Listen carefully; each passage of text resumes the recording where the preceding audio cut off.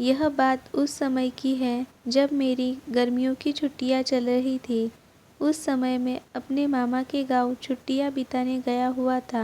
वो गांव बहुत ही सुंदर था और वहाँ के खेत खलियान और पहाड़ भी काफ़ी सुंदर थे।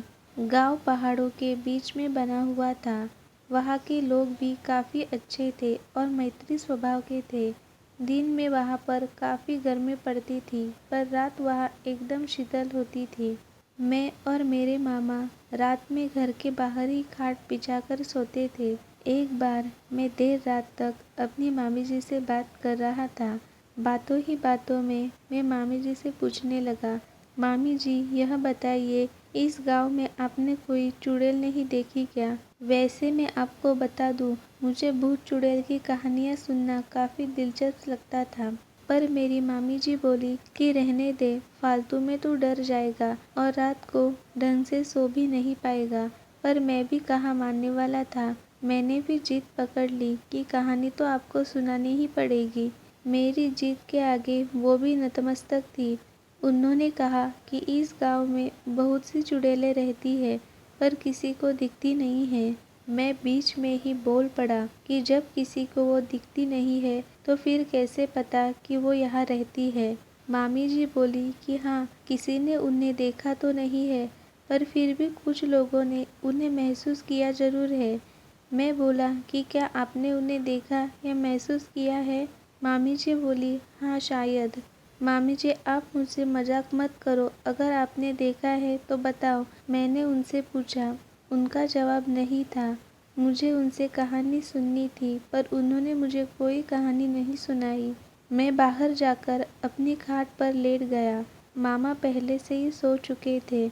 मैं भी सोने की कोशिश कर रहा था, पर ना जाने क्यों मुझे नींद ही नहीं आ रही थी।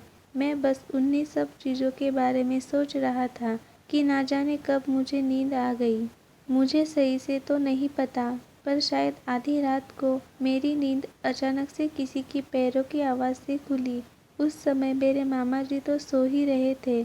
मैं आश्चर्य में था कि इतनी रात को कौन हो सकता है, पर मेरी इतनी हिम्मत नहीं हो रही थी कि मैं खाट से उठकर पीछे देखूं कि कौन चला आ रहा है।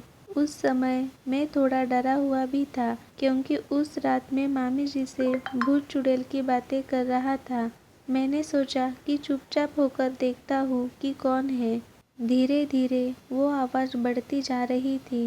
वो जो कोई भी थी, धीरे धीरे मेरे पास आ रही थी। मैंने देखा कि एक बूढ़ी सी औरत, जिसने काले रंग की साड़ी पहन रखी थी और वो झुककर चल रही थी, वो मुझसे अब थोड़ा आगे निकल गई और एक जगह जाकर रुक गई। मैं अब भी उसे देख रहा था और सोच रहा था कि ये क्यों रुकी है, कि तभी वह पीछे मुड़ी। जहाँ वह रुकी थी वहाँ बल्ब की हल्की सी रोशनी पड़ रही थी। मैंने उसका चेहरा देखा और सच कहूँ तो मैं उसका चेहरा देखकर डर गया।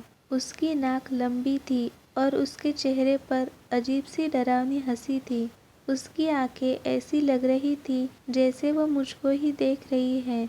मैंने अपनी आंखें बंद कर ली और चुपचाप ऐसे दिखाने लगा जैसे मुझे कुछ भी नहीं पता है। थोड़ी देर बाद मेरे कानों में एक आवाज़ आई, तुझे क्या लगता है, मुझे नहीं पता चला कि तू मुझे देख रहा है? मैं एकदम से नींद से उठा। सुबह होने में अभी भी कुछ समय बाकी था। मैं बोला, भगवान का शुक्र है कि यह एक सपना था। दोपहर के समय में गांव के एक ही घर में लोगों का भीड़ लगा था। सब लोग चिल्ला रहे थे कि इस पर चुड़ैल आई है। मैं भी उनकी भीड़ में खड़ा था। सामने एक औरत पागलों की तरह हरकतें कर रही थी। सब लोग बोल रहे थे कि इस पे चुड़ैल का साया है। कोई कह रहा था कि रात को यह बाहर पेशाब करने गई, फिर लौटी ही ना। सुबह यह गांव के आखिर में बने बरगद के पेड़ पर बैठी थी और कुछ गांव वाले इसे वहां से लेकर आए हैं। वो सबको देखकर हंस रही थी।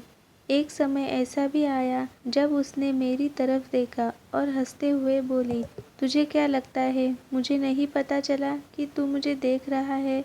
मैं समझ गया था कि मैंने जो रात में देखा था वो मेरा सपना नहीं बल्कि हकीकत थी। मैं बहुत डर गया और वहाँ से भाग गया। अगले ही दिन मैंने मामा जी से बोला कि मुझे घर छोड़ आए। मुझे नहीं पता कि वो औरत चुड़ैल कौन थी, वो मुझे क्यों दिखी, वो मुझसे क्या चाहती थी। मुझे नहीं पता उस गांव की औरत के साथ उसने क्या किया, पर अब भी मैं उस रात के बारे में सोचता हूँ तो डर जाता हूँ।